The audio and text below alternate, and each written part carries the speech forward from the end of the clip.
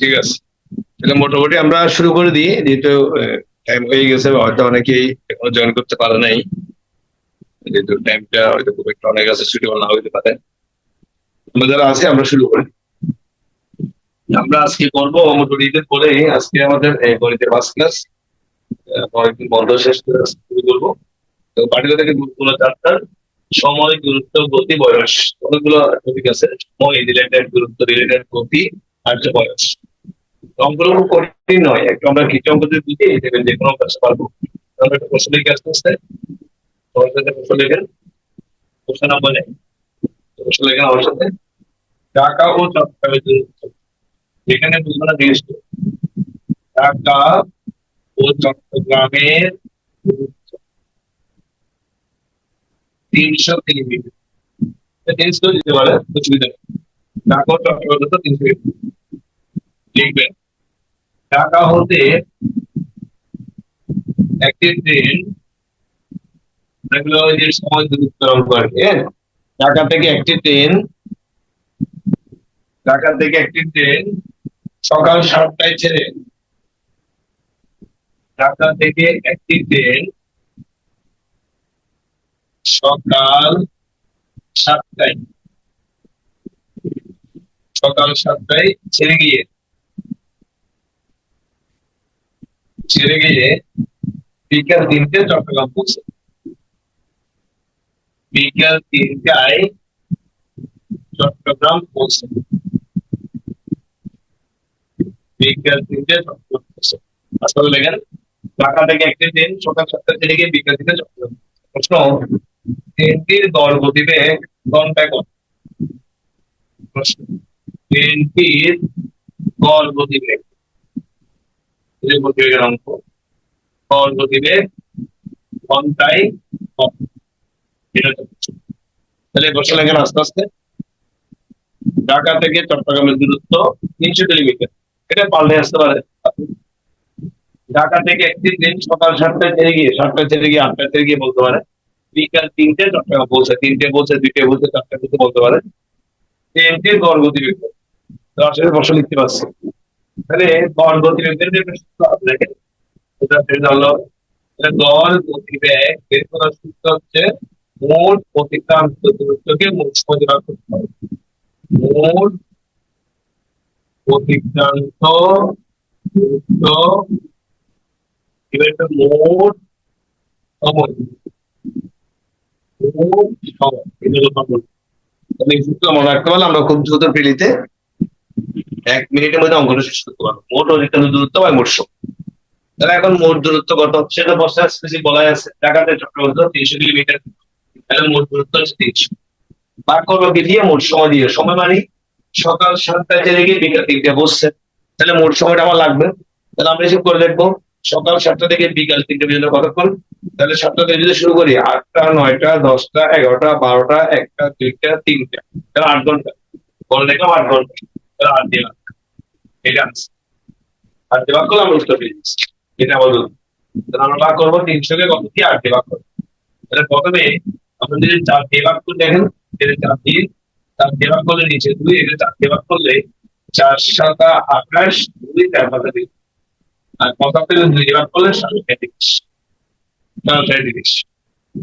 75-কে 2 দিয়ে ভাগ করলে 75 অর্ধেক হচ্ছে 37.kilometer, 37 কিলোমিটার গড় গতিবেগ, ঘন্টায়। গড় গতিবেগ ঘন্টায় 37 কিলোমিটার। তাহলে অঙ্কটা কি বুঝতে পেরেছি? বুঝতে পেরেছি অঙ্কটা?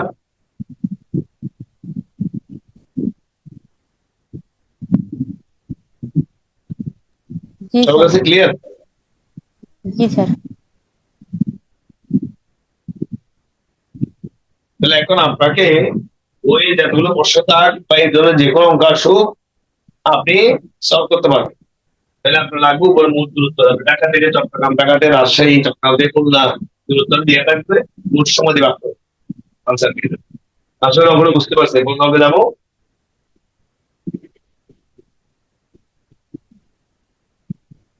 সমস্যা হচ্ছে ট্রান্সপোজ করবে। কোশ্চেন নম্বর 2, একটি ট্রেন ঘন্টায় 60 কিলোমিটার বেগে চলে। একটি ট্রেন ঘন্টায়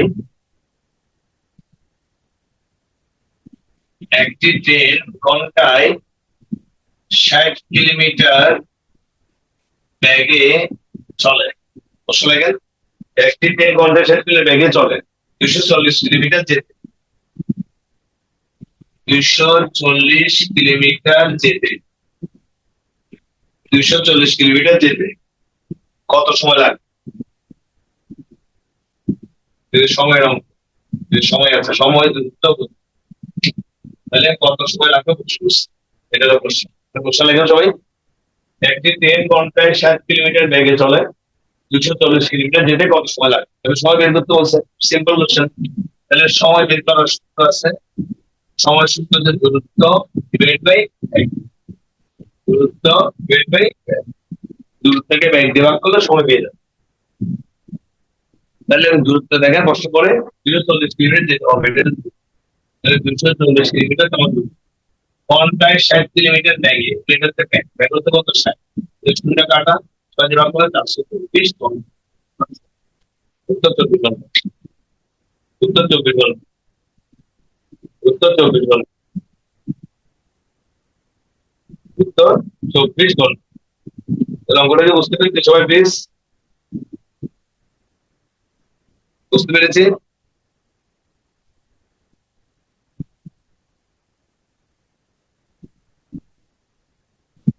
কোনো প্রশ্ন আছে অঙ্কটার মধ্যে না বুঝলে?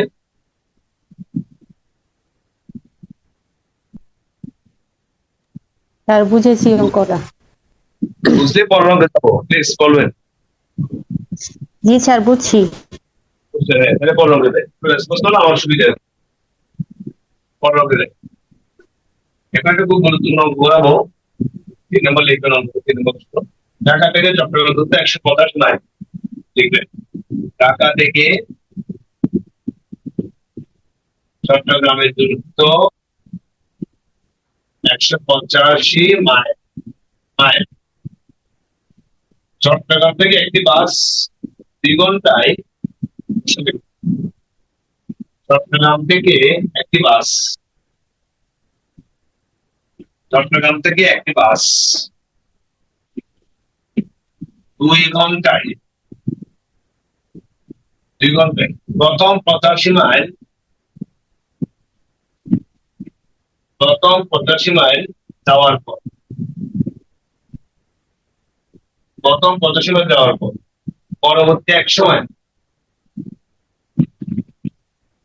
পরবর্তী 100 মাইল, তাহলে প্রথম প্রথম 2 ঘন্টায় কিন্তু মানে একটা বাস 2 ঘন্টায় প্রথম 85 মাইল চলে গেছে। প্রথম 85 মাইল যাওয়ার পর পরবর্তী 100 মাইল, পরবর্তী 100 মাইল কত সময় গেলে?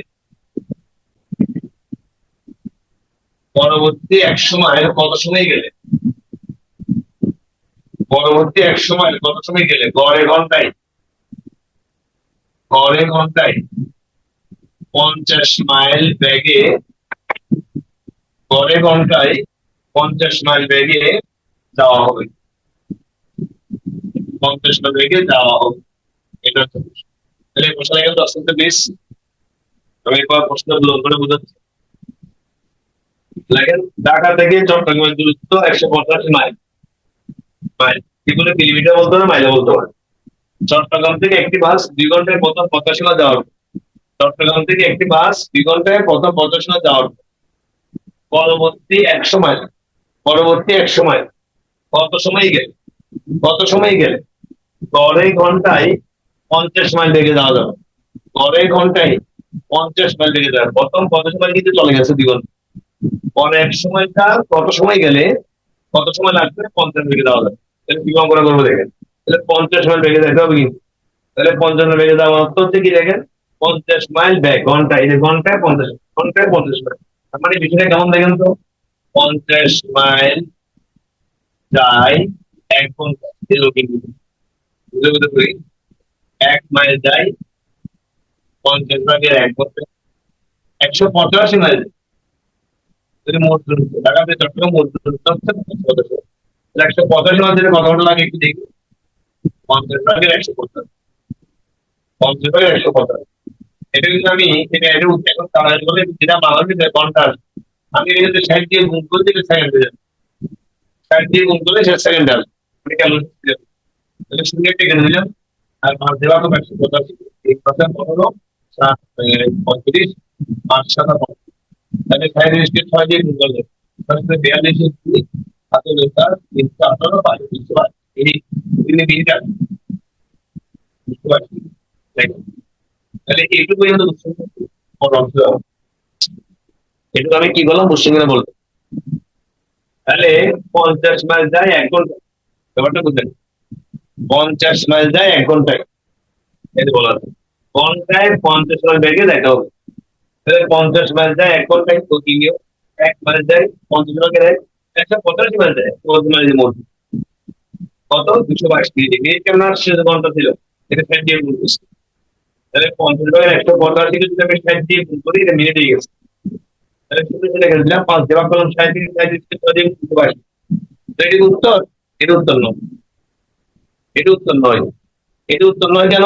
কারণ আমাকে তো বল নাই 185 মাইল যেতে, 185 মাইল যেতে কত সময় বল নাই, 185 মাইল যেতে সময় লাগবে 222 মিনিট, কিন্তু আমাকে বল না, আমাকে বলছে পরবর্তী 100 মাইল যেতে, পরবর্তী 100 মাইল যেতে বলছে। ব্যাপারটা বুঝে প্রশ্ন বুঝে অলরেডি কিন্তু 2 ঘন্টায় 85 মাইল চলে গেছে, তাহলে 185 মাইল যাওয়ার দরকার নাই, 85 মাইল চলে গেছে, বাকি আছে 100। এই বাকি 100 তে কতটা লাগবে? তাহলে এই সময় বাদ দিয়ে দিই, 2 ঘন্টা বাদ দিয়ে দিই, মানে এক্ষেত্রে 2 ঘন্টা বাদ দিতে হবে। তাহলে পরবর্তী 100 মাইল যেতে সময় লাগবে, তাহলে টোটাল সময় লাগে কত? 222 মিনিট। যদি বিয়োগ কত প্রথম 2 ঘন্টা কিন্তু চলে গেছে, 2 ঘন্টা, তাহলে 2 ঘন্টা মানে কি 120 মিনিট, 120 মিনিট, তাহলে 222 থেকে 120 বিয়োগ, 222 থেকে 120 বিয়োগ 102 মিনিট, এটা 102 মিনিট, 102 মিনিটও বলতে পারবেন, কখনো 102 মিনিট না থাকলে 1 ঘন্টা 42 মিনিট, এগুলো অপশনের উপর ডিপেন্ড করবে। 1 ঘন্টা 42 মিনিট অথবা 102 মিনিট। এবার অঙ্কটা প্রথম থেকে একটু দেখবেন, সেখানে বলবেন না বুঝতে পারবেন, যেখানে বুঝবেন না প্রশ্ন করবেন।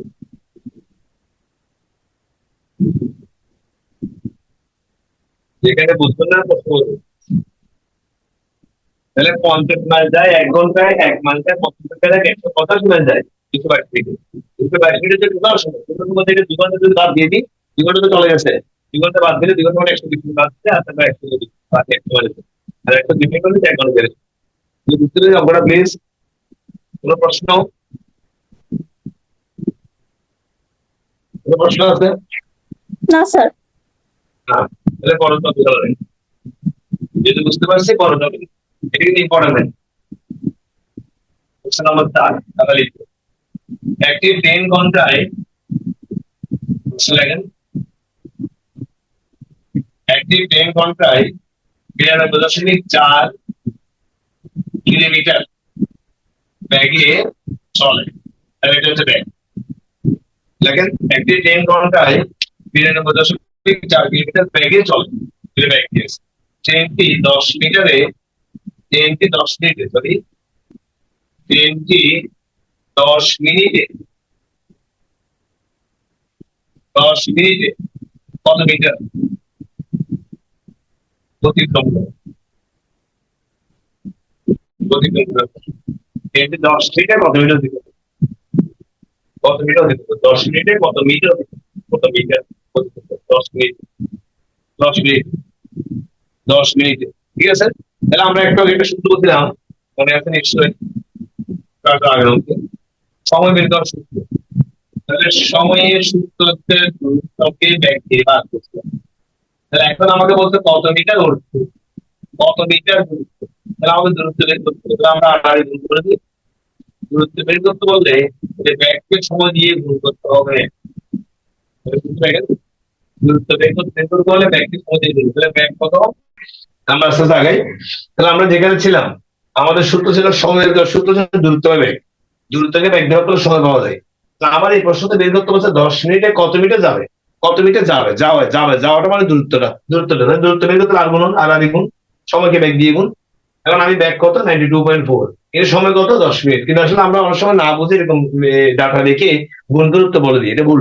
কারণ আমাকে দেখতে হবে এখানে 92.4 এটা কি, এটা হচ্ছে কিলোমিটার, আর এখানে বলছে মিটার, বের করতে বলছে মিটার, তাহলে এখানে একটা ব্যাপার আছে। আর একটা হচ্ছে দেখেন এটা হচ্ছে এটা ঘন্টায়, আর আপনার সময় লিখছেন 10 মিনিটে, তাহলে এখানে ব্যাপার আছে। তাহলে এগুলো ঠিক করবো, কিভাবে ঠিক করবো দেখেন, এই যে 92.4 কে কিলোমিটার থেকে মিটার নেবো, কিলোমিটার থেকে মিটার নিতে 1,000 দিয়ে গুণ করতে হয়। যে কোনো কিলোমিটারকে যখন মিটার কনভার্ট করবেন 1,000 দিয়ে গুণ করবেন। আরো ব্যাপার হচ্ছে আপনি যে সময় লিখতেছেন 10 মিনিট, এটা তো ব্যাকটা হচ্ছে ঘন্টায়, তাহলে ঘন্টাকে মিনিটে নিয়ে আসতে হবে, যে কোনো ঘন্টাকে মিনিটে 60 দিয়ে ভাগ করতে হবে, ঠিক আছে? কারণ এটা পার ঘন্টা, পার মানে নিচ্ছে, এটা পার, এই ঘন্টায় এত কিলোমিটার মানে পার, ব্যাপারটা মনে হয় ব্যাগের, আমি একটু রাফ করে দিই। ব্যাগটা হচ্ছে 92.4 কিলোমিটার পার ঘন্টা, যে পার মানে নিচে, পার ঘন্টা, এই জন্য নিচে 60 দিয়ে ভাগ করতে হবে। তাহলে এখন বিষয়টা ওকে, মানে এখন ক্যালকুলেশনটা করার জন্য অঙ্কটা উপযুক্ত আসে। এবার আপনি সিম্পল কাটাকাটি করলে রেজাল্ট পেয়ে যাবেন। তাহলে এবার দেখেন এখানে আমি এই যে এবার দেখেন ক্যালকুলেটর কেন প্রয়োজন নেই, দেখেন 92.4 কে 1,000 দিয়ে গুণ করো, তো 10 দিয়ে গুণ করো, সাপোজ 10 দিয়ে, তাহলে যে কোনো একটা ফিগারকে 10 দিয়ে গুণ করে 0.1 পর যাবে, তার মানে 924 ইন্টু 1,000টা পাশে বসে দিলাম, আর নিচে 60 আছে, তাহলে দশমিকের কোনো ফাংশন নেই। এবার কাটাকাটি করবেন আপনার ইচ্ছে মতো, আমি শূন্য কেটে দিলাম। এবার 6 দিয়ে ভাগ করবো 924 কে, আসলে বাচ্চাটা দেখি দেয় কিনা। 6 একে 6 একবার দিলাম, 6 একে 6 একবার দিলাম, এখানে যাবে 3 32, তাহলে 5 6 30, 5 6 30, 5 বার দিলাম 2024, 424, হ্যাঁ 6 দিয়ে ভাগ দিয়েছে, তাহলে 154। এবার 154 কে যদি আমি 100 দিয়ে গুণ করি, পাশে দুইটা শূন্য পাশে দিলে হচ্ছে উত্তরটা আসবে মিটারে, এটা আনসার। তাহলে ক্যালকুলেশনে কোশ্চেন একটু বলবেন প্লিজ। স্যার 1,000-এর জায়গায় ওই ব্যাপারটা একটু আরেকবার যদি বলতেন। আবার বলতেছি, আবার আপনি ব্যাক লিখছেন 92.4, কিন্তু ইম্পর্টেন্ট বিষয় হচ্ছে ইউনিটটা কি, এককটা কি। 92.4 হচ্ছে দেখেন কিলোমিটারে, কিন্তু আপনাকে তো বের করতে বলছে কষ্টে মিটারে, এটাকে কত মিটার, যদি বলতো কত কিলোমিটার যায়, তাহলে ওকে 1,000 দিয়ে 1,000 কোনো দরকার নেই, এখানে কত কিলোমিটার যায় তত কিলোমিটার আসে। এটা এখন বলছে কত মিটার যায়, কত মিটার, তাহলে মিটার বের করতে হবে, কিন্তু ডাটা তো দিয়েছে আপনার কিলোমিটার, তাহলে কিলোমিটারকে ফার্স্ট মিটার নিয়ে আসেন, তাহলে 1,000 দিয়ে গুণ, যে কোনো কিলোমিটারকে মিটার করতে হলে 1,000 দিয়ে গুণ করতে হবে, এগুলো মিটারে মিটার। নেক্সট এবার কাজের সময় দিয়েছে 10 মিনিটে, মিনিটে মিনিট 10 দিয়ে গুণ, সময় 10 মিনিট, কিন্তু আপনার ব্যাগটা তো দিয়েছে ঘন্টায়, তাহলে ব্যাগটাকে ঘন্টা থেকে মিনিটে কনভার্ট করতে হবে, তাহলে ঘন্টা থেকে মিনিটে কনভার্ট করতে হলে ঘন্টাতে নিচে, তাহলে নিচে মিনিটের জন্য কত দিয়ে গুণ ভাগ করতে হবে, 60 দিয়ে ভাগ করতে হবে, 60 দিয়ে ভাগ। এবার এটাকে দশমিকের এই ফিগারটাকে যেহেতু দশমিকে একদম পড়ে যেতে 10 দিয়ে গুণ করছি, দশমিক একদম পড়ে গেছে, তারপরে 924, 924 গুণ 1,000 260, কাটাকাটি করলাম, 6 দিয়ে 924 কে 154, শূন্য থেকে দিয়ে দিয়েছি উত্তর 15,400 মিটার। সবার কাছে কি ক্লিয়ার অঙ্কটা ওকে? কোনো কোশ্চেন আছে? না স্যার।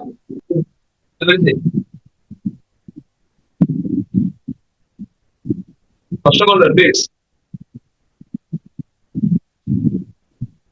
না বুঝলে প্রশ্ন করবেন, বুঝলে আমি পরবর্তী অঙ্কে যাবো। তাহলে ব্যাগ থেকে আরো কিছু অঙ্ক দেখাচ্ছি। 5 নম্বর 5 দেখেন, একটি নৌকা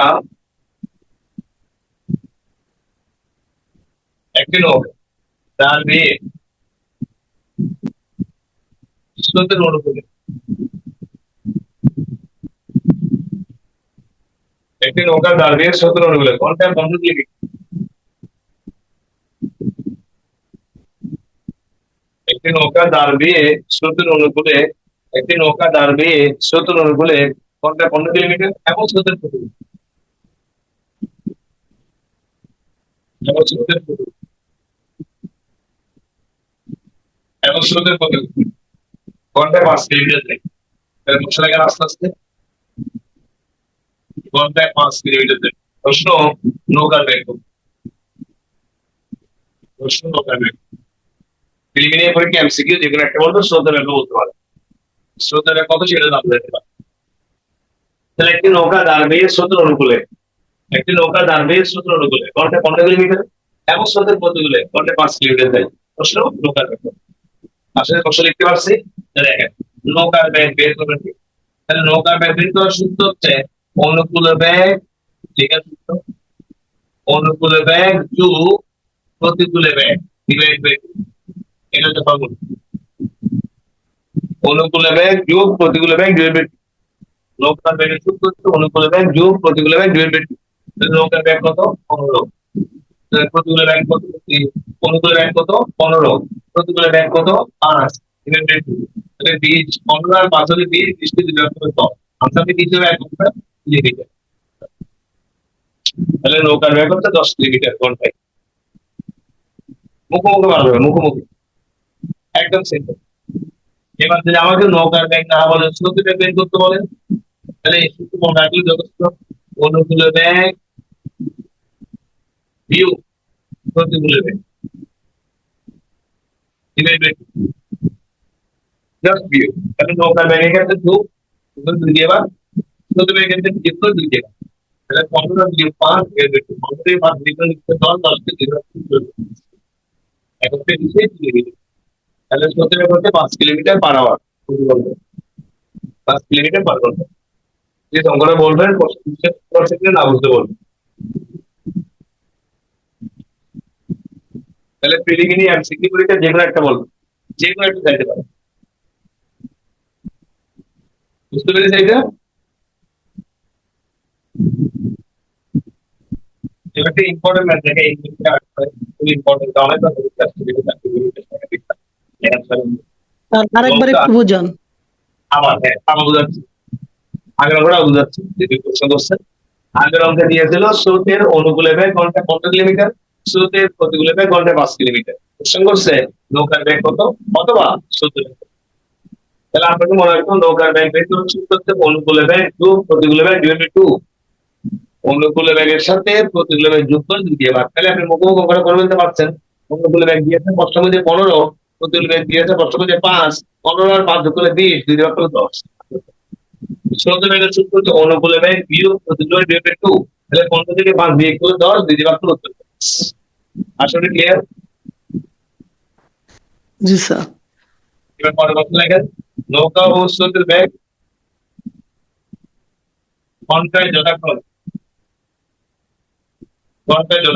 10 ও 5 কিলোমিটার, 10 ও 5 কিলোমিটার। নদী পথে লিখবেন, নদী পথে 45 কিলোমিটার দীর্ঘ পথ একবার অতিক্রম করে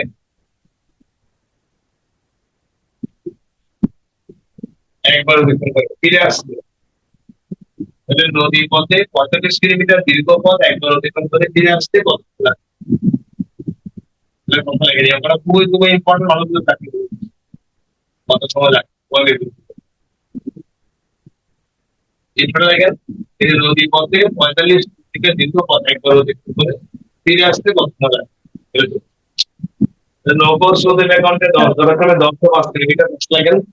নৌকা স্রোতের বেগ ঘন্টায় যথাক্রমে 10 ও 5 কিলোমিটার। নদী পথে 45 কিলোমিটার দীর্ঘ পথ একবার অতিক্রম করে ফিরে আসতে কত সময় লাগে? আপনাদের প্রশ্ন লিখতে পারছি।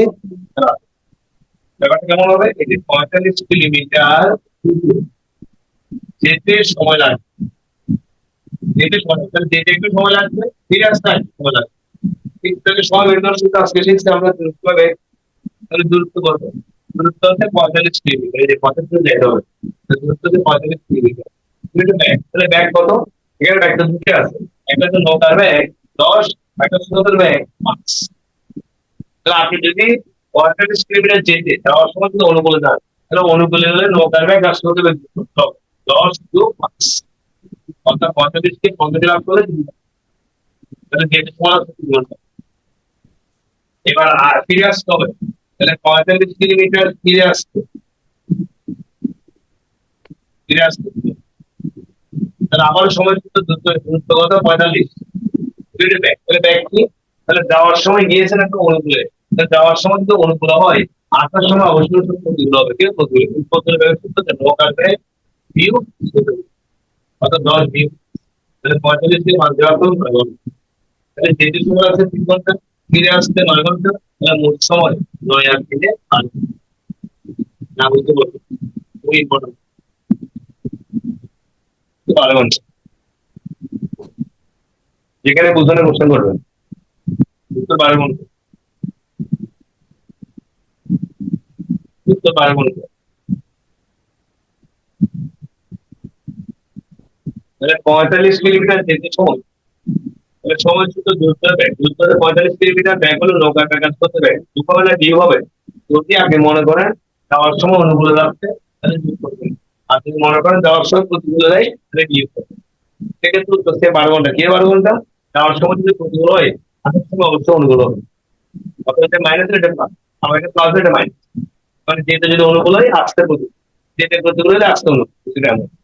এরকম করে ক্লিয়ার আশা করি বুঝতে পারছি সবাই।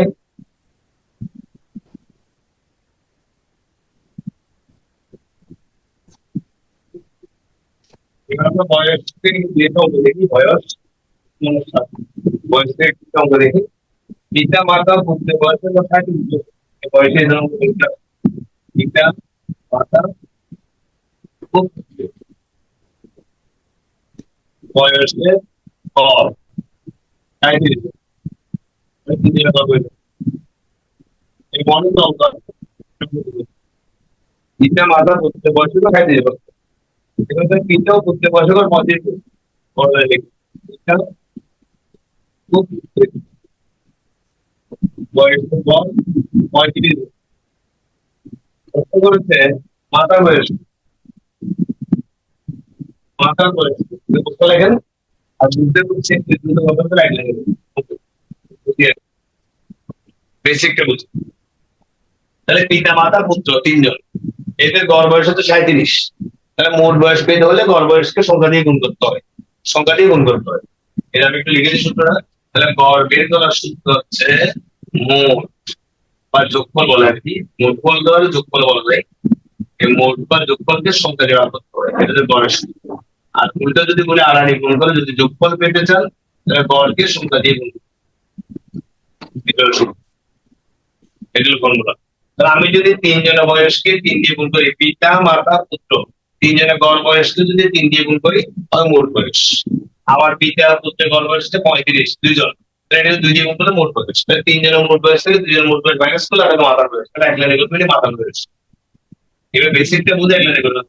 তাহলে 3 জনের গড় বয়স হচ্ছে 37, 37কে গুণ করবেন 3 দিয়ে, 3 জনের মোট বয়স। সেখানে বিয়োগ করে নেবেন 2 জনের মোট বয়স কি হবে, গড় বয়স হচ্ছে 35, কজনের 2 জনের 2 দিয়ে 3 × 7 = 21, 111 বিয়োগ 70, তার আনসার 41। মায়ের করে 121। এবার আপনাকে 1 লাইন 2 লাইনের মধ্যে 20 সেকেন্ড 1 মিনিট করতে হবে সংক্ষেপে, সংক্ষেপে। মাতার বয়স 41, 3 জনের মোট বয়স, মোট মানে যোগফল গড়কে সংখ্যা দিয়ে বিয়োগ 2 জনের মোট বয়স, মোট মানে গড়ের সংখ্যা গড় 35 সংখ্যা। আমরা বুঝতে পেরেছি প্লিজ তারপর সাধারণত দেখেন গড় থেকে বয়সকে 8 নম্বর দেখেন 3 ভাইয়ের বয়সের গড় 17 বছর, 3 ভাইয়ের বয়সের গড় 17 বছর। বাবার সহ তাদের বয়সের গড় 26 বছর, বাবার সহ তাদের বয়সের গড় 26 বছর। প্রশ্ন করেছে বাবার বয়স, প্রশ্ন করেছে বাবার বয়স, একই জায়গার অঙ্ক। প্রশ্ন লেখেন 3 ভাইয়ের বয়সের গড় হচ্ছে 17 বছর, 3 জনের গড় বয়স 17 বছর, বাবা সহ তাদের বয়সের গড় হচ্ছে 26 বছর, বাবা সহ 26 বছর, বাবার বয়স কত? তাহলে একই রকম দেখেন 3 ভাইয়ের বয়সের গড় 17 বছর, এটা গড় বয়স 17, কয়জন? 3 জনের, এটাকে 3 দিয়ে গুণ করলে মোট বয়স পেয়ে যাবে 311। 3 ভাইয়ের মোট বয়স, বাবার সহ মানে 4 জন, বাবার সহ মানে কয়জন? 4, 4 জনের গড় বয়স 26 বছর, 26কে 4 দিয়ে গুণ, 4 জনের মোট বয়স থেকে 3 জনের মোট বয়স করে আপনার বয়স 1 জন, সে হচ্ছে বাবা। এটা এক লাইনে করতে পাওয়া হয়, এক লাইন পাওয়া হয়। ঠিক আছে, 4 জনের মোট বয়স তো 26 বছর হচ্ছে গড় বয়স, কয়জনের? 4, গড়কে সংখ্যা দিয়ে সেক্ষেত্রে বিয়ে করবো 3 জনের মোট বয়স, তাহলে গড় বয়স কত? 17। 17 কে 3 দিয়ে, 17 কে 3 দিয়ে, তাহলে 26, 24, 4 ভাগ করে 2, আর 2 8, বিয়োগ 17। তার থেকে এক বিয়োগ করলে 3, 10 থেকে 5 বিয়োগ করলে উত্তর 25। উত্তর 25। এবার আমরা বলতে দেখেন আমাদের প্রশ্ন আমাদের প্রশ্ন হয়েছে সহজটা কিন্তু বলতে সহজটা কিন্তু বলতে বিভিন্ন দপ্তর কিংবা এটা বিভিন্ন সমস্যা এটা একটা খুব ইম্পর্টেন্ট আছে আমাদের যদি বুঝতে হয় না মানে বলতে লাগে 3 জনের গড় বয়স 24 বছর। 3 জনের গড় বয়স 24 বছর। 3 জনের গড় বয়স 24।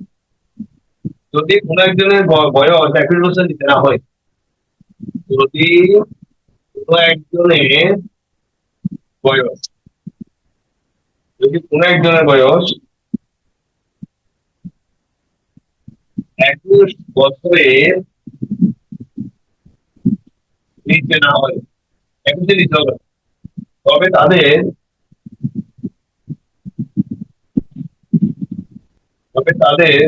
কোনো একজনের সর্বোচ্চ বয়স বলতে পারে।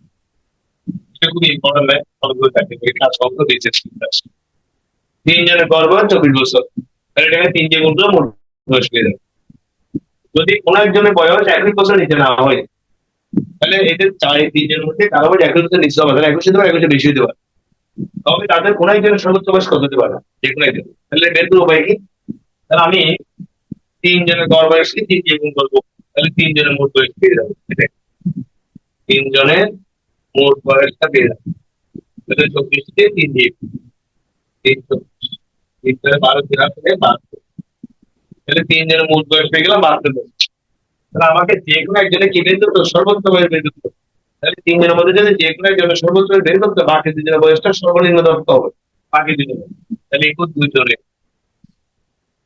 সর্বনিম্ন বয়স, সর্বনিম্ন, তাহলে 2 জন সর্বনিম্ন কত হতে পারে? অর্থাৎ কারো বয়স 21 বছর নিচে হবে, 21 যদি নিচে হবে না, হয়তো 2 জনের 21 দুগুণ 42, বিয়ে করবে 3 জনের বয়সটা 2 জনের বয়স বিয়ে করবে, যদি বিয়ে করে 4 বিয়ে করে 3, তো 2 দিন বছর একজনের সর্বোচ্চ বয়স।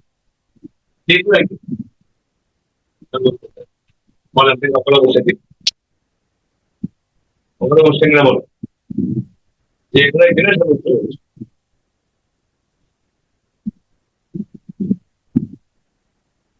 যে কোনো একজনের সর্বোচ্চ বয়স ডিসকাশন করেন।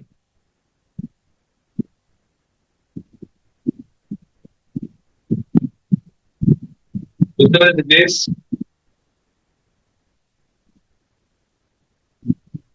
কোনো প্রশ্ন আছে কেউ করাতে? না স্যার নাই। তাহলে আরেকটা অঙ্ক দেখায় বয়স থেকে, বয়সের এখানে অঙ্কগুলো পরীক্ষা আসবে, আপনারা আসলে আপনারা পারবেন এই অঙ্কগুলো ট্রাই করুন। এই যে দুটো ব্যাপার, 3 জন ছাত্রের গড় বয়স 15 বছর। 3 জন ছাত্রের গড় বয়স হচ্ছে 15 বছর। নতুন একজন ছাত্র আসায়,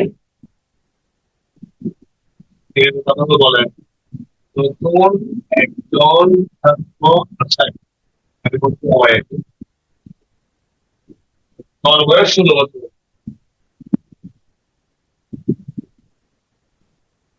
গড় বয়স 16 বছর, আমি এগুলো খুব জটিল করাচ্ছি, এগুলো যে যখন গণের চর্চা করাবো তখন করে ম্যাথ করাবো। বয়স কত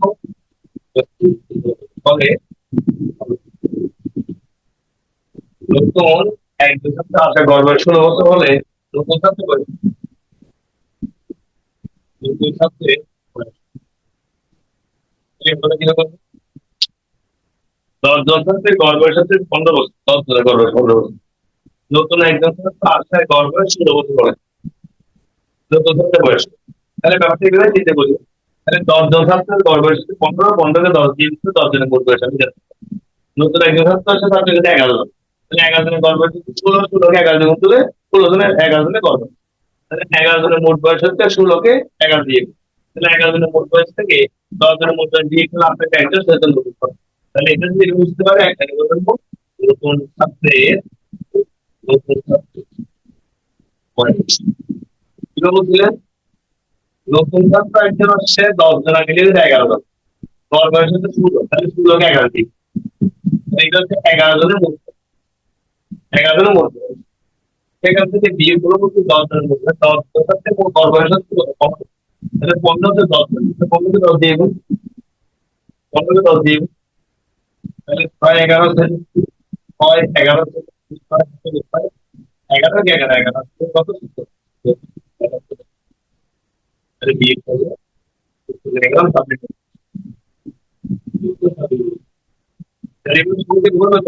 আমার মধ্যে অঙ্ক কিন্তু কঠিন না, বাট বিষয়টা তো পরীক্ষা নিয়ে নিলে পরীক্ষায় বেশি সময় নিতে পারবেন না, পরীক্ষায় বেশি সময় নিয়ে যাবে না, অনেক দ্রুত অঙ্ক করতে হবে, অনেক দ্রুত, অনেক পাস, অনেক পাস। তাহলে এখানে এই যে সংক্ষেপে মুখোমুখি 1,02,000 মধ্যে আটকে করবেন তো, তাহলে এবারটাকে বুঝতে পেরেছি প্লিজ।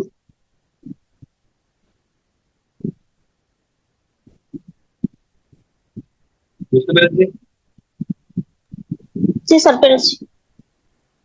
মোটামুটি সময়, দূরত্ব, গড়, গতি, বয়স এই রিলেটেড বেশি প্রয়োজন নেই। এই অঙ্কগুলো একটু ট্রাই করেন, দেখেন, প্র্যাকটিস করেন, বইয়ের অঙ্কগুলো দেখেন, এর সাথে মিলিয়ে আমরা এই টাইপের অঙ্কগুলো যথেষ্ট। হয়তো এই টোটাল ক্যাটাগরি থেকে এক অঙ্ক দিতে পারে বিসিএস এ, টোটাল ক্যাটাগরি থেকে এক অঙ্ক। বাট এটা বেশি ইম্পর্টেন্ট হবে প্রাইমারি পরীক্ষা, নিবন্ধন পরীক্ষা, ব্যাংকের পরীক্ষার জন্য এই টপিকটা ইম্পর্টেন্ট বিসিএস এর তুলনায়। বিসিএস আমাদের হোল টপিক থেকে এক অঙ্ক দিতে পারে, তো এই জন্য এর বেশি অঙ্কের আমার মনে হয় না প্রয়োজন আছে।